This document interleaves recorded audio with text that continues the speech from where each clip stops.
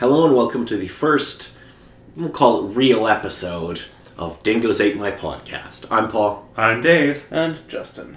And I figured, in case you missed our prologue episode, we'd do a quick recap of kind of our levels of awareness or fandom of the show. So, I come to this having watched this series a few times and having seen a couple of the episodes, well, probably 10 times or more. In my case, I know of the series, and I've seen a couple of episodes in the past, but it's kind of fallen out of favor with me until Paul randomly threw a couple of episodes to show me and asked us to do all this sort of stuff. So, gonna be watching the whole series. My prior knowledge is very minimal. I barely knew the character names. You didn't know most of the character I knew names. Buffy. Because it's in the title. Oh. Yep. That would be why. Very good, Justin. Serious. Alrighty, so to start off, we're starting with the two-part premiere, Welcome to the Hellmouth and The Harvest. Originally aired on March 10th, 1997, to a television viewing audience of 4.8 million people, which for the WB at the time was very good. Wouldn't have been great on like your big four networks, but for the WB that was a very strong number. The opening narration gives us the premise of the series. Into each generation a slayer is born. One girl in all the world, a chosen one. She alone will wield the strength and skill to fight the vampires, demons, and the forces of darkness, to stop the spread of their evil and the swell of their number. She is the slayer. Basically to set up a big, action series. Yeah, they're setting up that Buffy's a superhero. Yeah. Aw, yeah. Yeah, I mean, that's the premise of the show. Yep. Buffy's a superhero and she's going to fight vampires and demons and shit. Yep. So, in the first part, Welcome to the Hellmouth, we meet Buffy Summers, who has just moved with her mom from LA, where she might have set fire to a school gym, but don't pay attention to that. They move to Sunnydale, which is, alas, experiencing a plague of vampirism. Great. Yeah. She meets... What a coincidence. She meets nerd Willow Rosenberg and wannabe cool kind of skateboarder Xander Harris. Yeah. And his friend Jesse.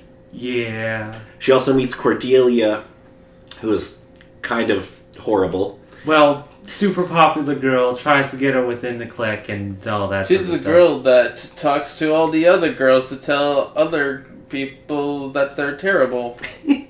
Yeah. Yeah. And the new, maybe kind of creepy British librarian Rupert Giles. When a corpse with bite marks is found in a locker, she realizes, but refuses to acknowledge that her vampire-killing past is catching up with her, and keeps Giles, her watcher, which is like a trainer kind of person, Blah. at arm's length, but is stalked by somebody named Angel, who refers to the Hellmouth, until she can no longer deny her destiny. Apparently she also carries a stake with her wherever she goes, regardless of whether there may or may not be vampires. They're very trendy in LA. Everybody has one. I love how she covers for that. Okay, so the opening scene, we start with some establishing shots of the high school, which is a set that you'd notice, especially on television at the time, because I believe they were also using the same exterior for, like Beverly Hills 90210, or one of those shows. It would not surprise me. Probably. But we see a guy and a girl breaking into the high school. Yeah. And they're wandering through the halls, and she's rather, let's say, nervous. Oh, yes. The typical... Yeah. Typical scene of the guy and girl wanting to find a private place alone to make out and... inside the school building at night. Well, no, he says we're going to go on top of the roof of the gym. That's their plan. Yeah. Or at least his plan. Well, yes. Or something, maybe, I don't know. She might have a slightly different agenda. Yeah. So, in a moment that kind of establishes what the series is very effectively, normally this is obviously the part where the girl gets killed by the monster. Wah. That's what horror movies would have taught the audience for 40 years at this point. Yeah. But in a brilliant twist, she's the monster. Yeah. Dun dun dun. What a twist! Yes, the opening scene of the show demonstrates how the writer, Joss Whedon, and the director, who unfortunately I don't have their name listed here, understand the conventions of horror and plan to subvert them, as well as being able to play with them. Which is very nice. It's a truly fantastic use of about 2.5 minutes of screen time that sets up what the show is going to be. And then we cut to Buffy having a prophecy dream. Yes, with the minor scenes of stuff that is supposedly going to happen and all. We get a bunch of just flashes, but nothing you're gonna. If you see it, it doesn't spoil anything. No, so this is going to happen often. The prophecy dreams. Yeah. When it's effective storytelling wise. Oh. So sometimes when the writers want to use it, it's more prevalent in the first couple of seasons. I see. But let's forget about that. Go to the rock music showing off the school! Yes, and this is where we see Xander skateboarding for, I'm pretty sure, the only time in the entire series. Yeah. I don't think he'll ever be on a skateboard again. I could be wrong. Well, with the fact that he ran into the stair posts and whatnot, yeah. Must be a great skater. He's great. Also super smart without bothering to wear a helmet or anything. Awesome job, Xander. It was 97. It was a different time. Well, maybe you can just carry around a skateboard just to look cool. So Xander has a conversation with Willow. Yes. And we get the feeling that they're very obviously good friends. I think they dated after a certain point. Well, Willow says that, but they were also 5 at the time. It's a joke. Yeah. But they have this great conversation where Xander's like, so I had a little trouble with the math. And Willow's like, what part? And he's like, the math. Yeah. And then Willow has one of my favorite jokes, actually, in the first episode. Where she's like, oh, you need to check out this book. And Xander's like, check out? And she's like, you know Xander at the library where the books live? Yes. So Buffy kind of comes to the school and he is dropped off by her mom. And she meets Xander and Willow in the opening sequence. When she meets Xander, she drops her purse and everything kind of goes all over the place. And Xander, instead of saying, can I help you, says, can I have you? Which is just perfect. The smoothness of the typical nerd character.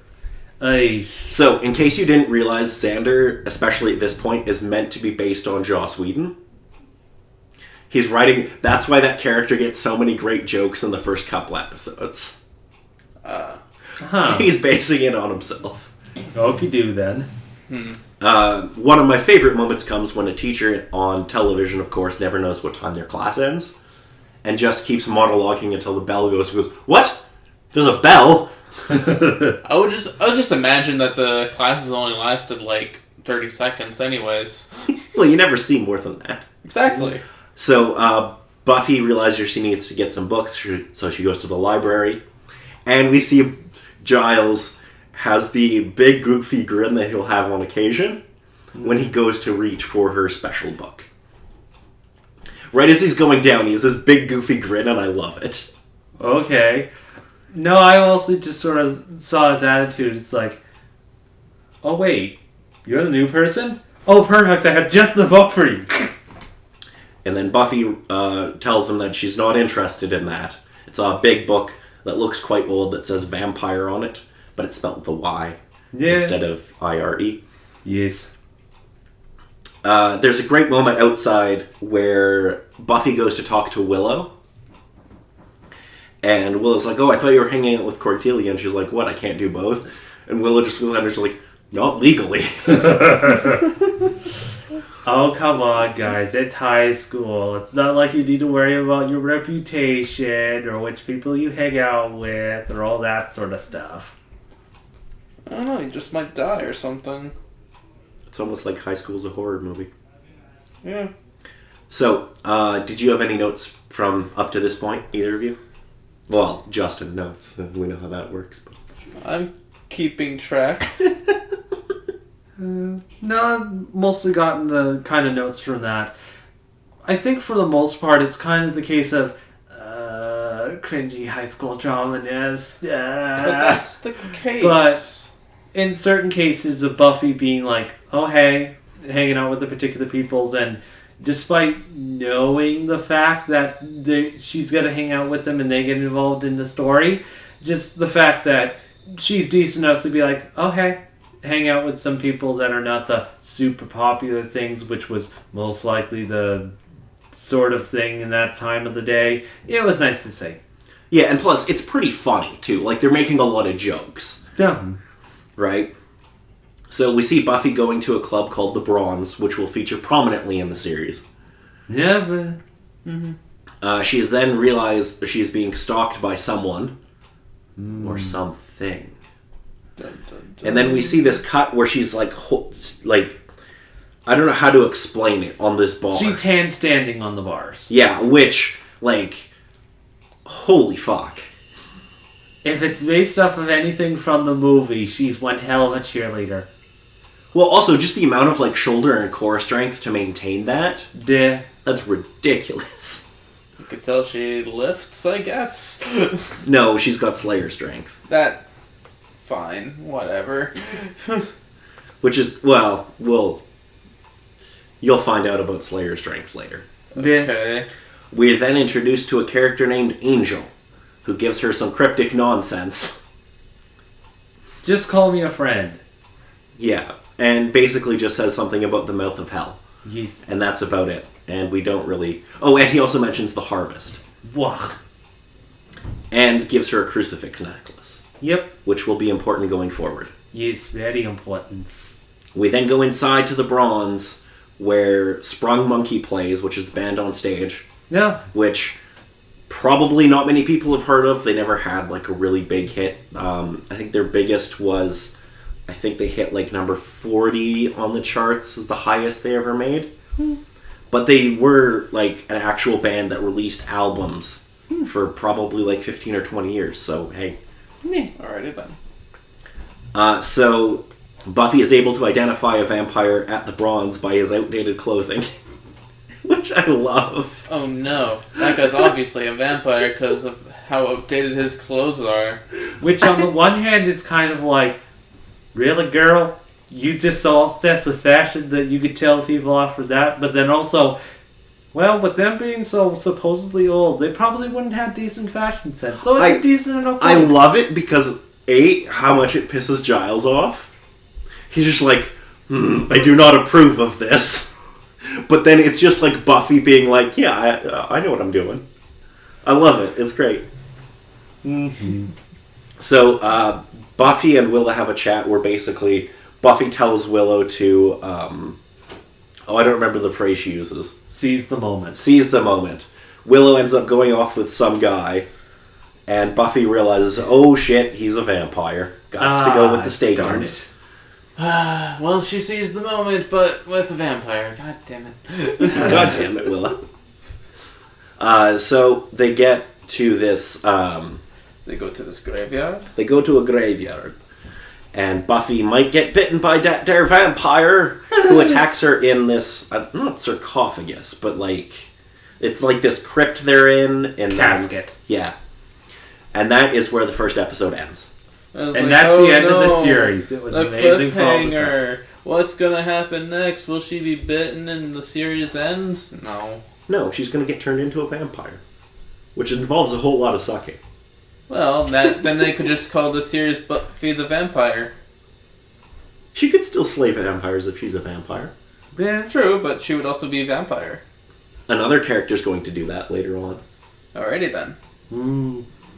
I mean, they've already been turned into a vampire at this point. Jesse? I wish. Anyway.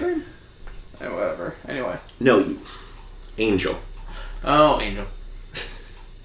Wasn't he already? Yes. But they haven't revealed that he's a vampire yet. Oh. And he also is going to kill vampires. Hashtag spoilers for anybody who hasn't watched, Oh yeah, that's fine. 300 hours of Buffy and Angel. Anyway, starting the harvest. At night in the cemetery, Buffy saves Xander and Willow from vampires. Later, Giles explains their race depends on descends from primeval demons, kind of. It's a whole thing. Earth basically used to be like a hell dimension, but then the demons got booted off and man took over. Whole thing. And I think it was just a case that one demon bit a human. Yeah, and transferred part of themselves into them, and then, And that made a vampire, and then the vampire made more vampires, and then that's how they came to be. Yeah, and vampires are looked down upon by other demons. Because they're like half-breeds.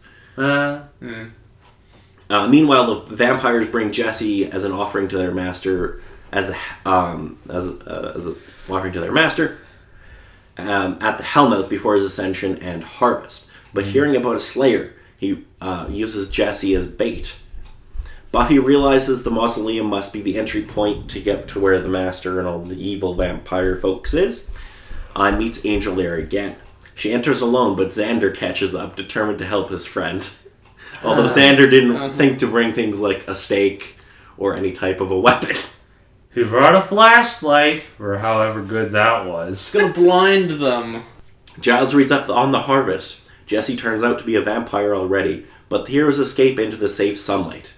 The Master anoints vampire Luke as his killing, soul-absorbing vessel. Yee. Xander guesses right that Jesse will go to the Bronze, the town's single cool club, like normal school kids. And so does the whole vampire gang before Buffy intervenes and averts the apocalypse. Yeah. So, right at the beginning, the crucifix necklace that Angel gave to Buffy saves her. Yes. Which is, let's just say, watch for that crucifix necklace in the next little while. Duly noted. Okay. It's going to be important. They find out that Jesse's gone, and we find out that Earth started as like a hell dimension, like I said. The Master's lair looks awesome. It's this old church that, like, during an earthquake that happened like 40 years previously was like underground, kind of, and that's where he is. I love it. I love Giles being entirely British, where he's talking to Willow and he's like, could you possibly wrest some information from that dread machine when talking about a computer? It's like the internet, I guess. Yeah, he doesn't understand technology. It's great. I mean, the internet's still new in 97, but I mean... And it's dial-up. Yeah, too. Yeah, that's also true. We then see Buffy do a super jump over the fence, which, again, I don't think we're ever going to see her do again. Yeah, that was a bit of a bullshit jump, but... that would have been super handy later on, I'm sure. Magical power. Woo! Oh no, there's a fence in my way. What do I do? Well, at least the landing was proper. The lift off, though, was kind of like Superman. Oh no, I'm locked in my room. I'll just go out the window. Sorry, Mom. I got shit I need to do. Okay, so then Buffy runs into Angel and asks him, and basically says that she's going down there to save her friend. Haven't you ever had a friend before? And then Angel doesn't react, and she's like, that wasn't supposed to be a stumper.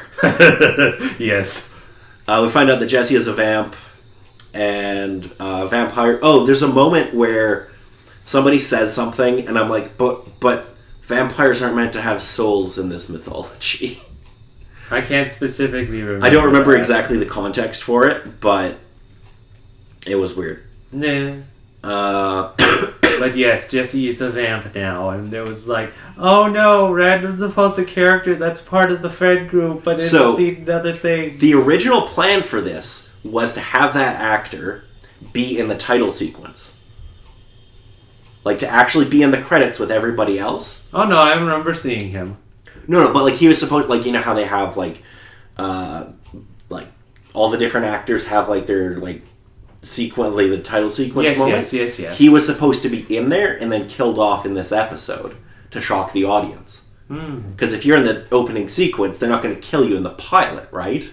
You'd think. Exactly. That was the plan, but they couldn't afford to create 2 title sequences. Sadness. Oh I well. love... so Buffy's mom has this great line where she's like, yeah, I know everything's important when you're a 16-year-old girl. It's the end of the world.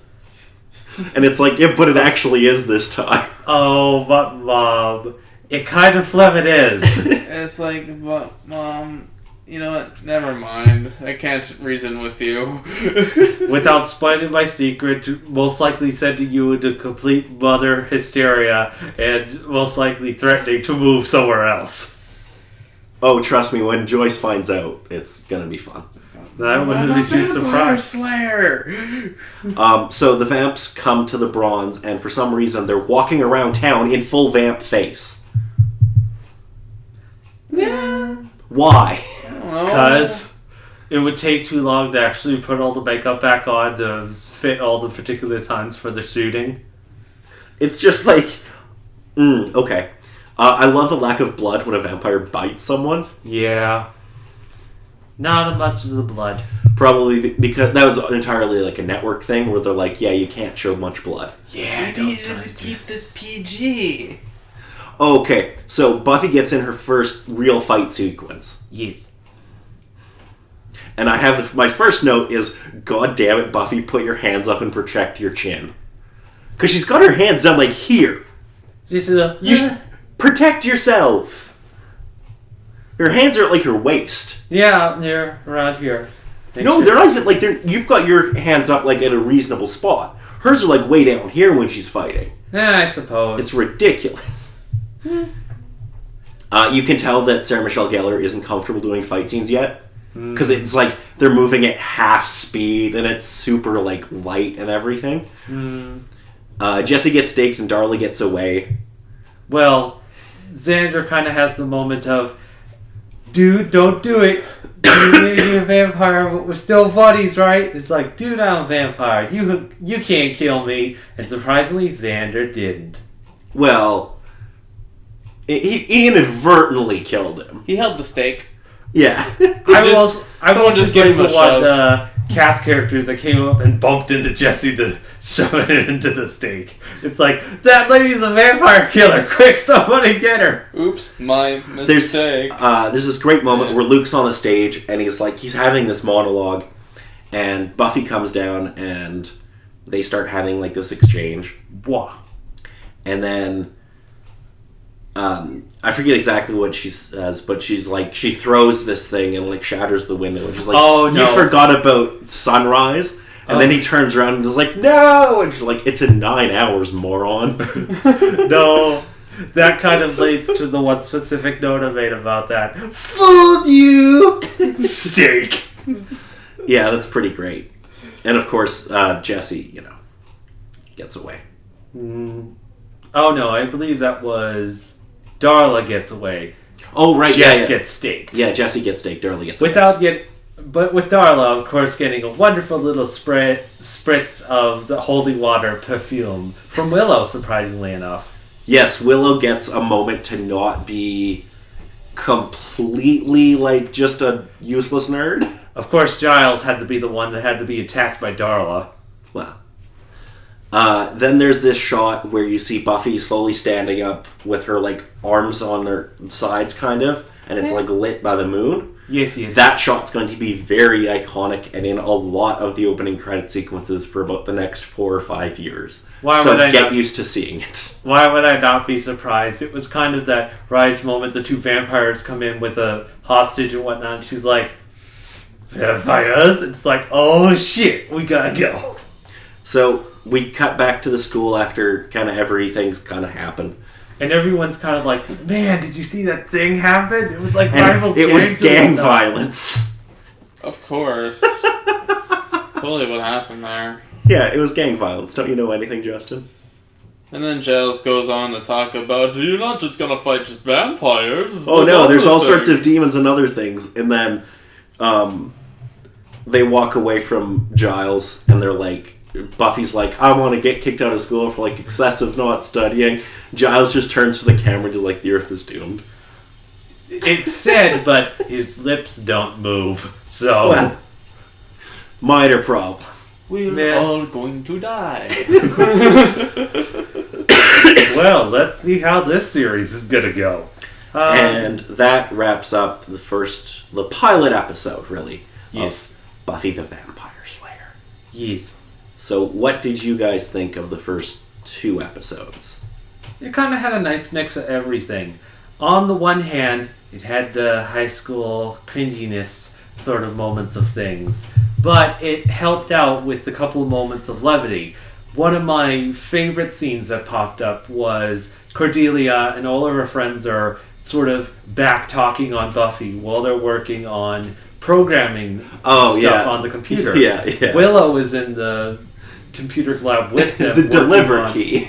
Working on some research and whatnot, where she actually stands up to Cordelia and defends Buffy a bit, but only so much since she's just taking baby steps.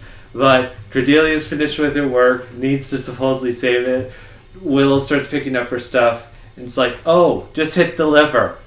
It's like, where's the deliver key? Oh, there it is. Click. She hits the delete key. It's just a wild case of, it's so nice to have those sorts of moments, as well as the, I understand that sort of struggle. It's such like a Willow revenge thing too. Yeah, it's so clever, right? Like it fits, and it's something that she probably would have gotten. And it was kind of a case of, wow, was that kind of a case of something that she actually went through, or something she came up with on the spot? Oh, that was obviously like written by Whedon, but I'm sure that like a lot of this is probably, to a certain extent, a lot of stuff like that is probably autobiographical. No. So, like, that's probably something that... It wouldn't surprise me if that's something that actually happened. On a certain level. No. Alrighty, so Justin, what did you think? It was entertaining, I would say, as an interesting mix of school life shenanigans mixed with fighting demons and whatnot. Did any of the, like, comedy work for you, or...? Yeah, a little bit, I guess. It was alright. Okay. It was well written. It definitely is. So I'm going to give you... I don't know. So anybody probably who knows me fairly well would know that Willow is my favorite character, and I think that she arguably has the best story arc in this series. So definitely keep an eye on what happens with Willow, especially...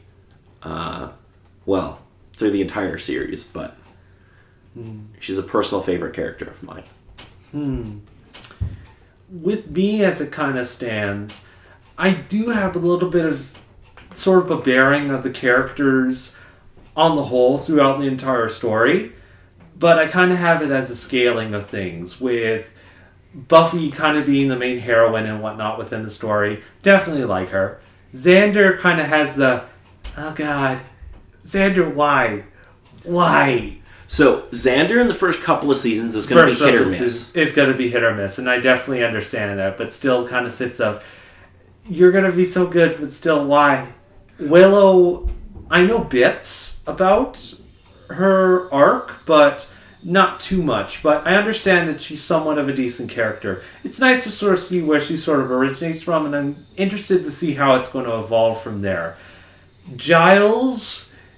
I'm hoping it's going to be sort of improving to how I understand Giles in later episodes to how it is now, because it's kind of bumbling a bit. Like, he knows his business, but it's kind of like, I know these sort of particular things, but how do you work this darn computer? It's just... Yeah. They definitely play up the, like, technophobe Britishness a lot in the first couple episodes. Yeah. Giles will get more... Giles. So, Cordelia. It's kind of been a bouncing thing between it, because on the one hand, when I first saw her, I disliked her tremendously. It's kind of a character archetype I'm not exactly too fond of seeing. Knowing future things that happens to the character through Buffy as well as the sister series, I've sort of grown to sort of enjoy her character for what she sort of goes through. Seeing where she comes from, though, it's gone right back to, oh god, why is this? Cordelia is another character who is going to have an amazing character arc. I wouldn't be too surprised seeing the couple things that I've seen with her, but again, it's only been little spots and glimpses. Yeah. I know some people are rather not super happy with how her character ends in Angel.